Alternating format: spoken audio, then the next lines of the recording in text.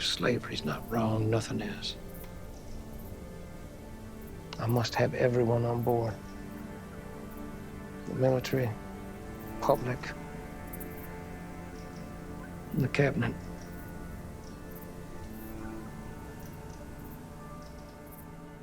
Over the summer, Lincoln is talking to people about what will become the Emancipation Proclamation. He's talking to his War Department, he's talking to his State Department. Abolitionists were clamoring for Lincoln to do something. They were saying the Confederacy has these black men impressed into military laborers. Free these people, you know, we can use them to help us win the war. Black men had been saying it all along. White men and women started saying it as well. Lincoln still believed that the Constitution made it impossible for the government to emancipate the slaves because Constitution protected property and property was slaves.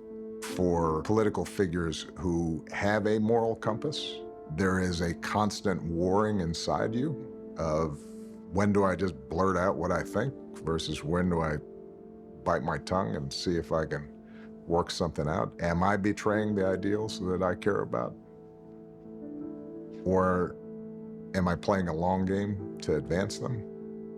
There's a clear learning curve as he learns the strategy of what will be necessary to win a war of this magnitude and this complexity. He exercised war powers like few presidents have ever in our history, and they were pretty upsetting to people, but he understood that he wasn't just the president, he was the commander-in-chief as well.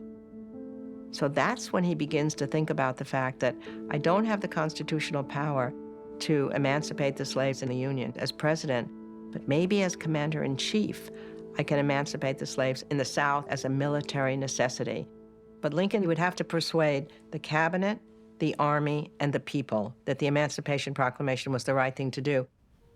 That on the first day of January, in the year of our Lord, 1863, all persons held as slaves within any state or designated part of a state shall be then, thenceforward, and forever free. What kind of villain you think the papers will make of me? It won't be pretty. I expect abuse from the Democrat papers, but the friendly ones, they'll see the wisdom. I'm worried about enlistment. They'll say it's a war against slavery, not for the Union. Well, my word is going out to the people. I won't take it back.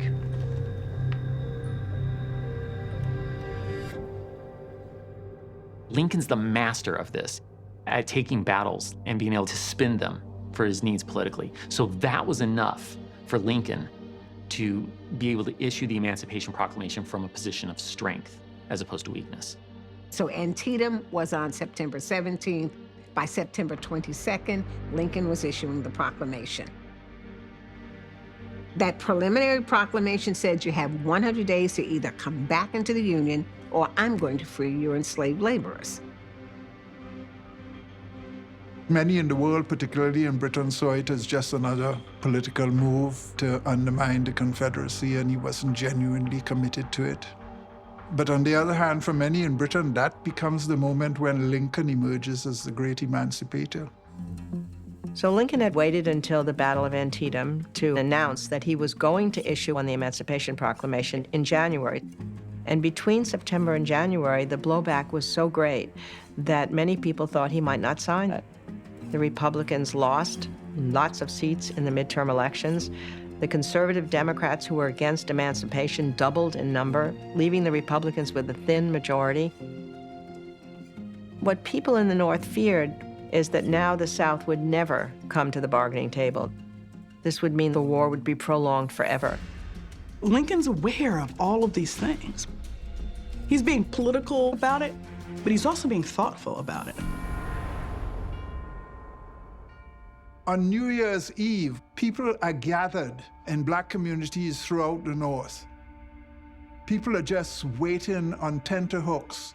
There was what we call watch night, where Douglass was with a group of abolitionist friends waiting to see if Lincoln would keep his word.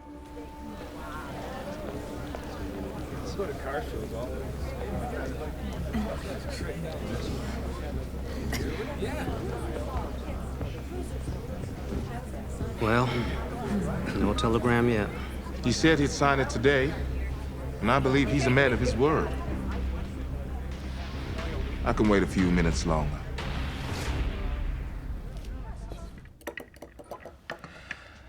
I don't want folks to think I doubted this.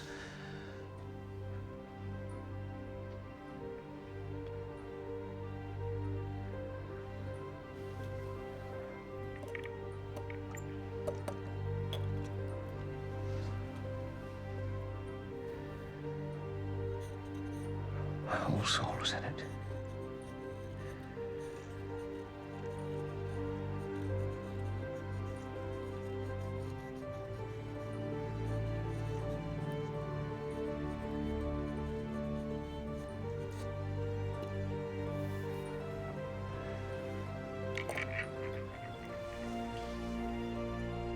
The morning that Lincoln signed the Emancipation Proclamation, there'd been a big New Year's reception at the White House, and he had shaken hundreds of hands.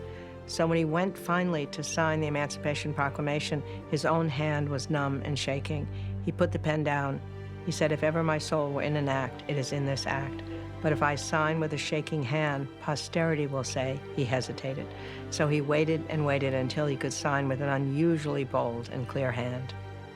It cannot be overstated how consequential this document was. With the stroke of a pen, Lincoln, through the authority that he has in that moment, frees millions of enslaved people in these Confederate states.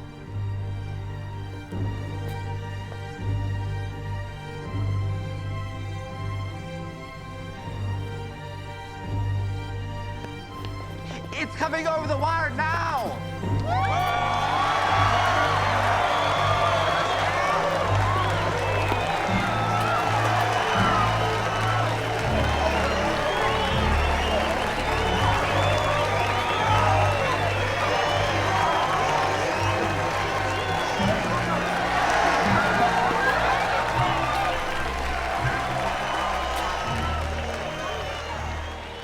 There was a great celebration that broke out. You know, Douglass was said to have a great baritone singing voice, and I'm sure he was out there singing at the top of his lungs in celebration that this document was finally signed, which would change the balance of the war. Lincoln believed that the founding fathers had meant for slavery to end, but that they didn't believe that they could just end it overnight, that it was like a cancer, so widespread, you might not be able to cut it out without damaging the patient, but you can find ways to contain it. But by this time, he's not asking for the consent of the people. He's not asking for colonization. He's not asking for anything gradual. Lincoln knew that saying, now the war is over, you guys go back and be slaves, was a non-starter. That the Emancipation Proclamation was a fit and necessary war measure, but when the war was over, it was no longer a legal measure. And this is why you need the 13th Amendment. You have to change the Constitution. You've got almost 4 million people who are enslaved, and there was nothing to prevent Southerners from reestablishing slavery in the South unless this 13th Amendment was issued. He realized that something had to be done that was permanent. And so he is determined that this amendment is going to pass Congress, and it does. He came to recognize the inconsistency that a nation conceived in liberty would have slavery. To the extent that America has any kind of standing in the world now is in part the consequence of people knowing about Lincoln and his views on slavery and his views on freedom. He has evolved in his thinking, and it's the war that has done it. By the time the 13th Amendment came along, the war was dragging on and on. More Americans died in that war than in any other, both sides.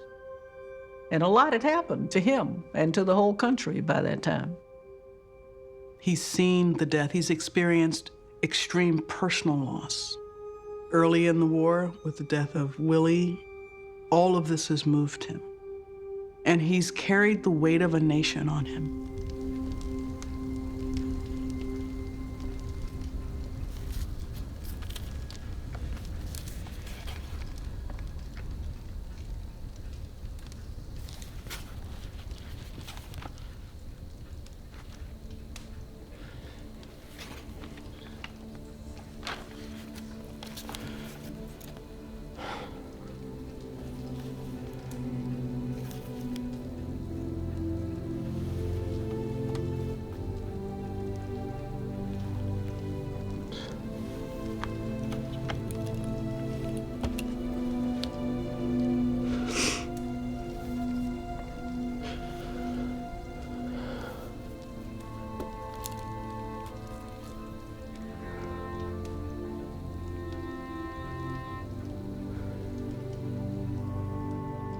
All these people wiped out by the war. He must write letters consoling those who had lost members of families, fathers, brothers. And all of this grinds him down. You see it in his face. The hollows of his cheeks sink more deeply in. He said at one point that there was a tired spot in him that no amount of rest could touch. Those photographs are haunting. Etched on his face is a testimony, a record of the stress that he endured. Every president ages during their presidency, but nothing like Lincoln 3 or 4 years after he assumes office. It gives you a sense of the burden that he was carrying. How can any human being accept the casualties that were piling up and take personal responsibility without resigning or killing yourself over this tragedy unless you could find a higher power that was instrumental in causing the war to go on for so long? And Lincoln writes a memo to himself that has become known as a meditation on the divine will. If God wills that this contest continue, it will continue.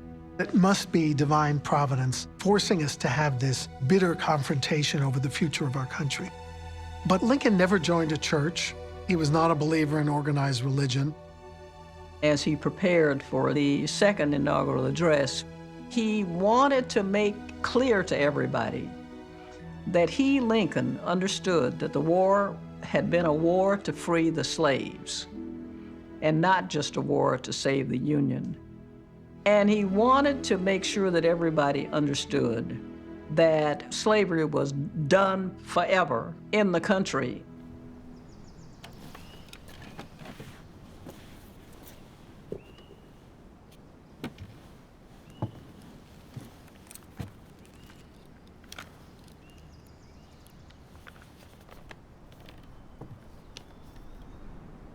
Fellow countrymen, 4 years ago, all thoughts were anxiously directed to an impending civil war. All dreaded it. All sought to avert it. Neither party expected for the war the magnitude or the duration which it has already attained. Both read the same Bible and pray to the same God, and each invokes his aid against the other. And Douglass was there in the front row listening to Lincoln's inaugural address. There's a great photograph that shows Lincoln at the lectern, Douglass with his big hair, that's how you can recognize him, and in the balcony is John Wilkes Booth. Yet if God wills that it continue, until all the wealth piled by the bondsman's 250 years of unrequited toil shall be sunk, and until every drop of blood drawn with the lash shall be paid by another drawn with the sword. What you see in the second inaugural is not a certainty of victory, but a certainty of the rightness of the struggle. An almost biblical, righteous, prophetic vision of why this struggle was necessary. As was said 3,000 years ago, so still it must be said. The judgments of the Lord are true and righteous altogether. His consciousness of something bigger than himself and the need to recognize that a form of pain had existed in America for generations before he came along and it would not instantly be solved. It's a statement of the need to rewire the country, to change its moral axis. He's now telling a new story about what America should be. Who are we? What do we believe in? With malice toward none, with charity for all, with firmness in the right, as God gives us to see the right. Let us strive on to finish the work we are in, to bind up the nation's wounds, to care for him who shall have borne the battle, and for his widow and his orphan, to do all which may achieve and cherish a just and lasting peace among ourselves and with all nations.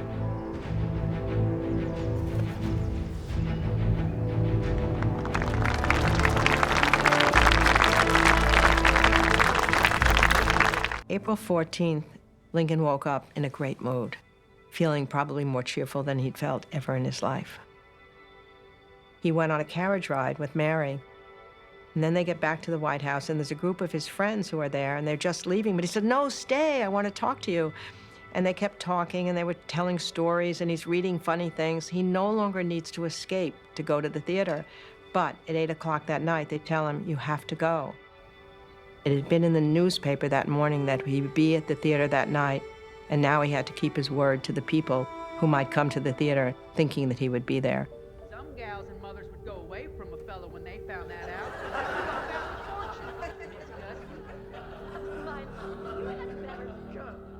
You crave affection, you do. Now, I've no fortune, but I'm filling over with affections, which I'm ready to pour out all over you like apple sass over roast pork. You are addressing my daughter, and in my presence. Yes, I'm offering her my heart and hand just as she wants them, with nothing in them. Yes, Ma. The nasty beast. I am aware, Mr. Trenchard, you are not used to the manners of good society, and that alone will excuse the impertinence of which you have been found guilty. Don't know the manners of good society, eh? Well, I guess I know enough to turn you inside out, old gal. You sacrificing old man trap.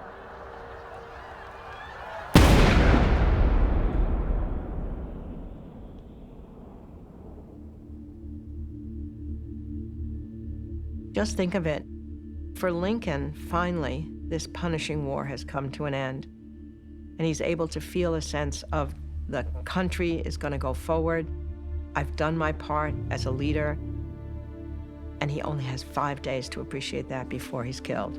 It drives me crazy. No American president had been killed in office, and the shock of the assassination was profound. It just unleashed a tremendous outpouring of grief. His coffin was carried by a new railroad car that had just been built for his use and was called the United States.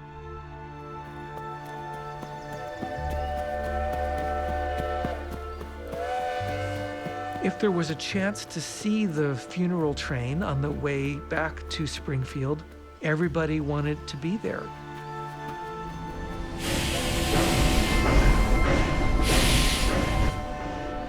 In city after city, there were crowds like Americans had never seen before.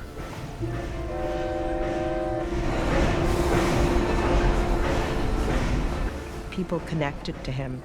They know where he came from, how hard that fight was. They saw a man who was a good man who became a great president. Lincoln's biography is a tale of America at a time when it is not yet fully made. The roughness and the self-made aspects of it, the ambition and the hunger. He's the living proof that Americans can rise from poverty to triumph. The promise of the American dream, which is that all men should have an equal chance in the race of life. He reminded Americans of something they were forgetting, that the Declaration of Independence is a special piece of paper. It obligates us to respect the human rights of all Americans and of all people. That's a journey that he takes by the time he is assassinated at Ford's Theater. He has moved to a much higher calling, understanding, and belief in terms of what the nation could and should be, despite his own prejudices and concerns when he starts. From a contemporary lens, I think it's entirely right and fair to look at some of Lincoln's writings and say he was limited and constrained by his times in ways that are disappointing. And then I can also say, yeah, but look at what he did. That was really important and took courage and took skill. He was not just ahead of his time in terms of vision, but helped to drag the country in a new direction.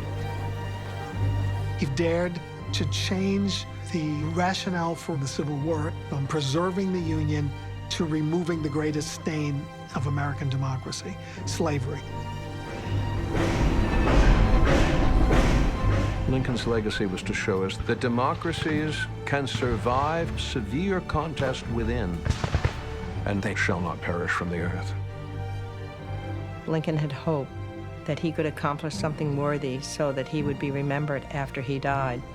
It was that hope that had powered him through his dismal childhood, his string of political failures, and the darkest days of the war, that his story would be told. It will be told for generations to come.